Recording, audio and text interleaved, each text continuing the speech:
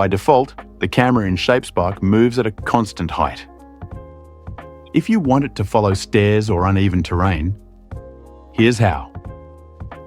In the Camera tab, enable Auto Climb.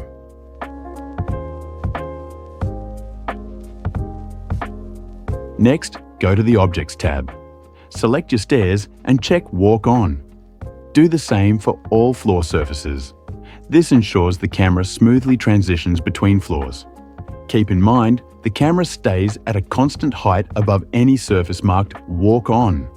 So, avoid enabling it for objects like chairs, or the camera will jump when moving over them. To test your setup, switch to presentation mode, since climbing and collisions don't work in the editor.